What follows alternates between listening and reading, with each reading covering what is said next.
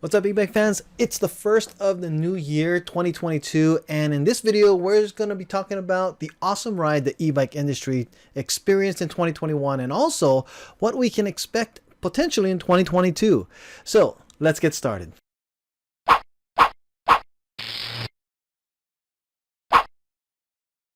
Let's go ahead and get started with, here's the few cool things that we saw in 2021. Now, of course, there's so much to cover that happened this past year, but these are the highlights of some of the biggest companies in the industry, the guys who are actually disrupting the industry as a whole in the better ways that we are just enjoying the way the e-bike industry's growth has been happening and all the stuff that happened in 2021 when we began the year with a lot of lockdowns and a lot of shortages and just a lot of craziness, and we're ending the year with a lot of excitement of what's moving forward for 2022. So let's get started with the new designs and innovations that we saw, and I want to start first with the Serial 1 chopper style single bike that they made out there. I thought this was one of the coolest things that they made. It really kind of brings back the old Schwinn bike. It was a really cool bike that they made. Harley Davidson brand in itself, what they came out with as far as the new bikes and the new lines that they have, they came out with these some really cool designs, innovations. Their prices are a little on the high side, from $3,800 to $5,600, but what do you expect? It's a Harley Davidson. You're buying the Serial 1 brand. That's innovation off of stuff that they took from all the years that they learned from Harley building the motorcycles. Now we also have Porsche bikes that came out. So a lot of the big expensive car brands, the luxury cars or sports car brands, started coming out with e-bike innovations, and Porsche is no exception to that. They had an $8,500 bike and a $10,000 bike. They are pretty high priced, but until we get some reviews out there that are people talking about this, it'd be really cool to see what else they had out there. Now let's move on to the other luxury brand named Mercedes, which we all know. They also are getting into the e-bike industry, and they came out with 3 bikes. Cool thing about these bikes is that they also have a lot more technology that they're starting to put into these, but it's more of, I guess, a name brand design. They all came with mid-drive motors. Just seeing these bikes and these innovations from these other companies. Now BMW, I think, is one of the highest level innovators in the industry here. This is just their standard active hybrid bike. Really nice design. Again, another mid-drive that we see here. But what's cool about BMW is they came out with another bike called the Vision Ambi, and potentially saying that it came out with 186 mile potential per charge. Again, with another 37 mile per hour top speed. I guess this more would be classified almost like a motorcycle. BMW, again, taking new innovations. If you look at this frame design here, there's no bar coming down from the top. This huge monster battery in the middle. A mid-drive motor here. Definitely you'd have to probably get a motorcycle license for something going this fast. Now, the thing about the technology built into this BMW bike is, I guess they're exploring the idea of GPS tracking where the bike is, and if you are in the city area where class 3 is not allowed and only class 2, class 1, the bike will adjust based on where you are located. It's something cool to think about of what they're doing with these top speeds that are available off-roading on private roads. And then, of course, when you're on the street, you don't have to worry about getting a ticket. So now let's move over to the big boys in the industry. Rad Power Bike, by far the biggest e-bike seller out there, with all of their lineup happening here. In 2021, we saw them launch the Rad Rover 6 Plus and the Rad Rover Step Through, that completely got them into a sleeker design off of their typical Rad Rover 5s. We're looking back at this model or frame design that had been their staple design for years prior to that, now coming out again sleeker, integrated battery, so you don't have the big hump in the middle here. And then also the step-through model, very approachable design. Prices did skyrocket quite a bit though. I mean, a $300 increase. We're going to continue to see great stuff from them, I guarantee it. So that's another thing we can look forward to in 2022. Looking back at what they were able to do in 2021. Another big name out there, the Lectric e-bike company. With their Lectric 2.0s coming out last year of 2021, they now have bikes that were in stock. Also, their co-founders were Robbie and Levi were named in the Forbes 30 under 30 list, which is a big deal. I mean, they're looked at as the innovators in an industry, and they reached their 100,000 e-bikes sold in 2021 as well. With their 2.0s, Lectric e-bike company has still continued to have some of the best value folding e-bikes out there. 20-inch fat tires. Their bikes did go down to 3-inch widths on the fat tire versus the 4 inches that they used to have on their 1.0, but with now suspension fork on the front there. Don't know how long their prices are going to be able to stay down. Still innovators and leaders in bike sales, especially for this frame style and model. Aventon launches their new adventure bike this year. These bikes sold like crazy. I see them everywhere now. Aventon also is selling in local bike shops. So there's a local bike shop out here where people can actually try them and ride them. Their bikes are just beautiful. I mean, they continue to make new style designs, beautiful integration in the batteries. And on January 3rd, they'll be launching another model that I think is going to be a big hit as well. Can't say much about what it is until January 3rd comes out, but we'll see that in just a couple days. Solid presentation on their bikes for 2022 going into this year.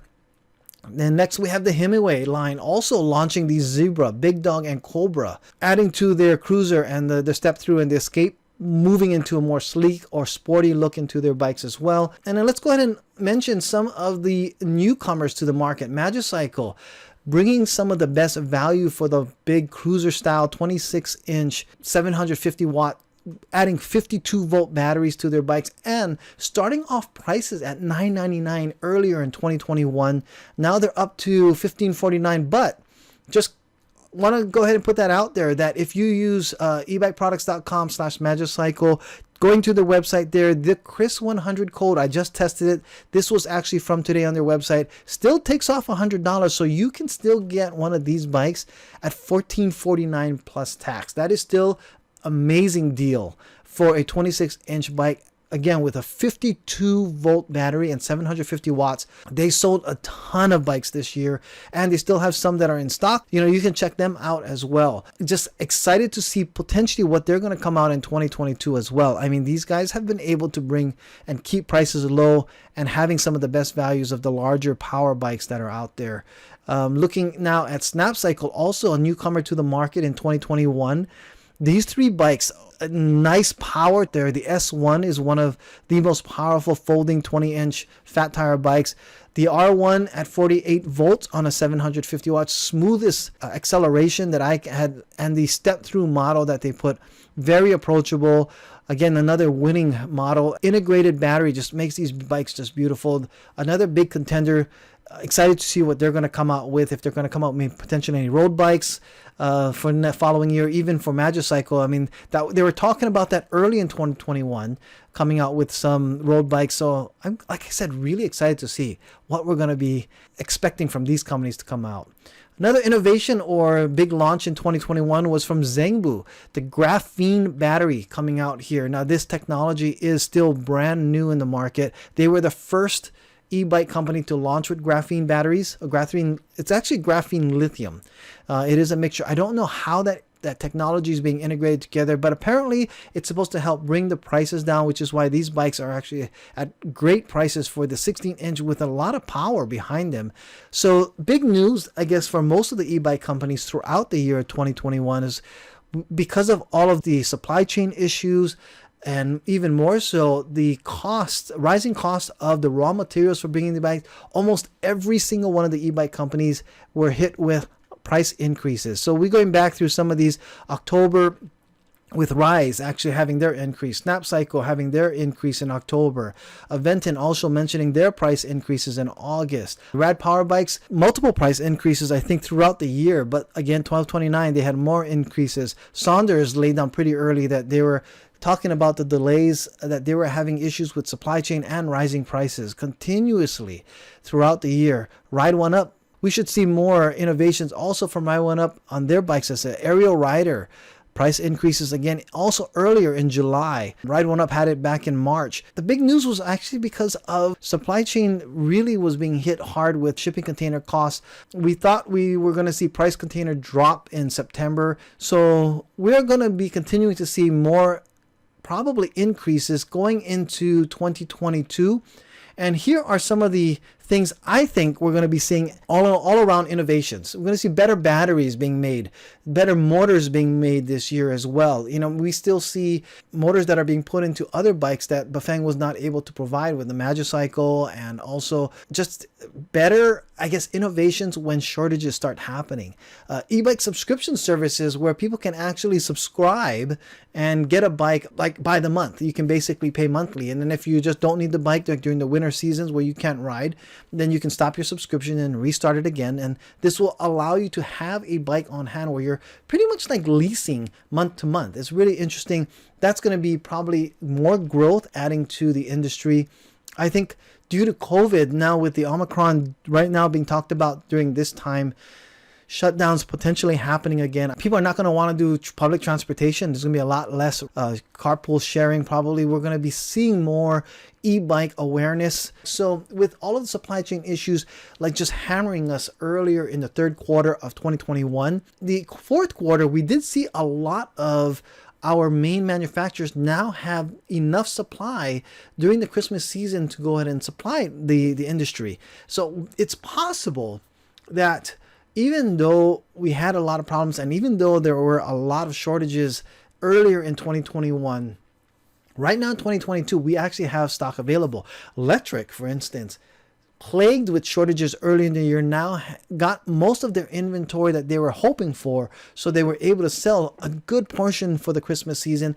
And going into 2022, while stock is available, they still have availability. We are seeing that with Rad and other of the major companies that were having shortages earlier.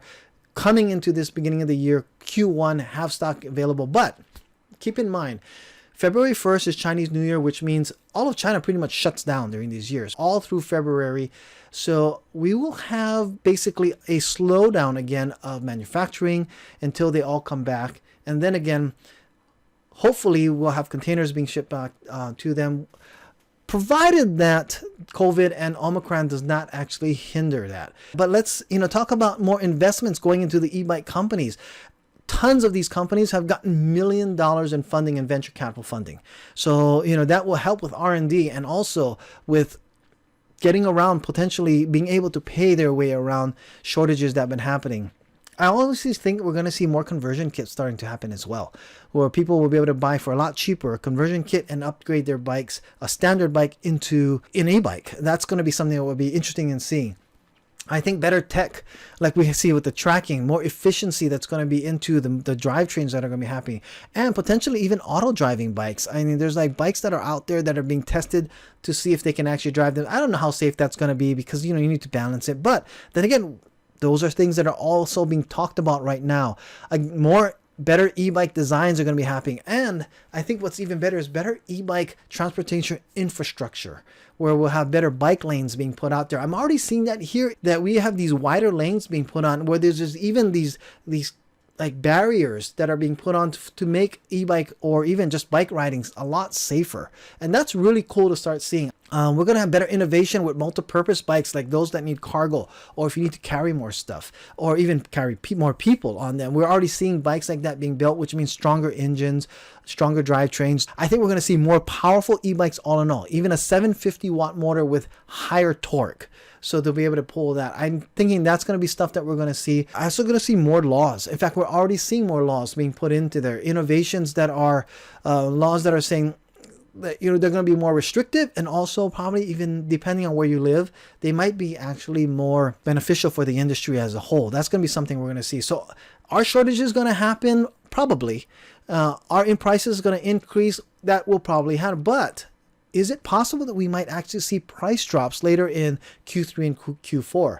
I think that's also a possibility as the industry starts to just have this massive growth, and all of these products that have been ordered earlier that were backed up, and as the docks actually start to free up now, and I think it's possible we could see price decreases as inventory starts to flood the market. Now, it all depends on demand. For now, it's just another exciting time for us. Going into 2022, I'm super excited. And I want to thank every single one of you for the 2021 support. The channel grew 10 times over in subscribers, from a little over 500 to over 5,000. I will see you guys in the next video and more videos in 2022.